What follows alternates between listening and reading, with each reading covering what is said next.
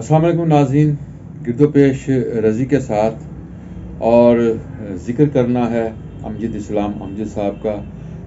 आप सबको मालूम है कि अमजद साहब का 2 रोज़ कबल इंतकाल हो गया। एक मेहरबान शख्सियत, एक बहुत बड़ा नाम, एक मोहब्बत करने वाली हस्ती हमसे हमेशा के लिए जुदा हो गई। उर्दू शायरी, उर्दू ड्रामा, उर्दू लिटरेचर की बहुत सी दीगर असनाफ, कालम, तराजुम, ये सब शोबे, तहकीक, तालीम, ये सब शोबे जो हैं उनमें अमजद इस्लाम अमजद के हमने इतना बहुत सा काम किया। उनकी इतनी बहुत सी नज़में, उनके इतने बहुत से अशार ज़बान ज़द आम हुए। ज़िंदगी के मेले में, ख्वाहिशों के रेले में, तुमसे क्या कहें जाना इस कदर झमेले में, वक्त की रवानी है, वक्त की गिरानी है, तख्त और तख्ते की एक ही कहानी है, तुमको जो सुनानी है। ऐसी बहुत सी नज़में हैं, बहुत से अशार हैं।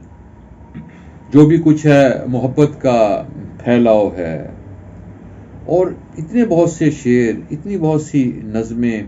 कौन कौन से शेर का जिक्र करूं? वो मेरे नसीब की बारिशें किसी और छत पे बरस गईं।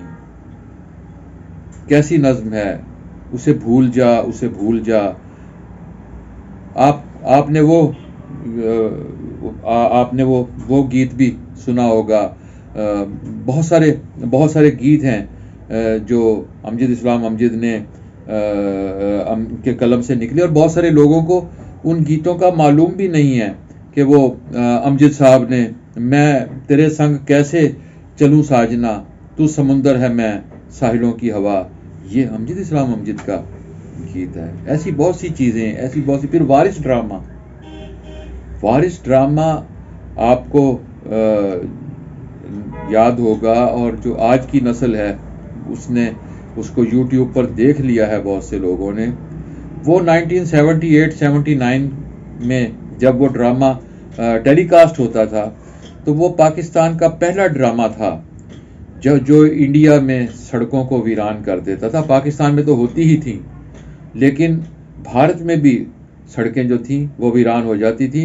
इससे पहले दूरदर्शन जो था उसका पाकिस्तान में, लाहौर में ख़ास तौर पर दूरदर्शन की नशरियात जब आती थी तो उसका बड़ा चर्चा होता था। लेकिन ये पाकिस्तान का पहला ड्रामा था जिसने इंडिया में भी सड़कों को वीरान कर दिया था। फिर उसमें चौधरी हशमत का जो किरदार था, और चौधरी हशमत की जाहो जलाल, और उनका जो भी पगड़ी थी, और जो उनकी ताकत थी, और उनका जो मजालिम थे, वो कैसे खशोखाचाक की तरह बह गए।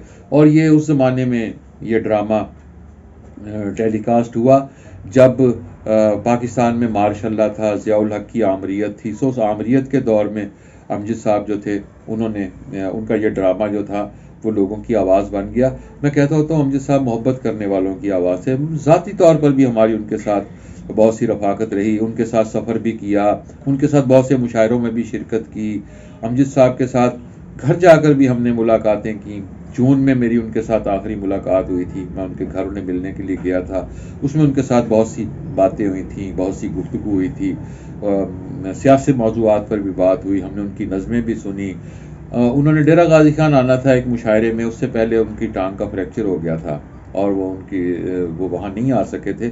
लेकिन उस मुशायरे के लिए उन्होंने वीडियो रिकॉर्ड करके भेजी थी। उस मुशायरे में हम सब दोस्त गए थे। खालिद मसूद साहब भी उस मुशायरे में मौजूद थे, शाकिर हुसैन शाकिर भी थे, लाहौर से जाहिद फ़खरी और बाकी दोस्त भी आए हुए थे। और अमजद साहब की वीडियो जो है वो हमने उस मुशायरे में उन्होंने हमें भेजी थी, और वीडियो लिंक के ज़रिए उन्होंने खिताब किया था, उस मुशायरे में शिरकत की थी।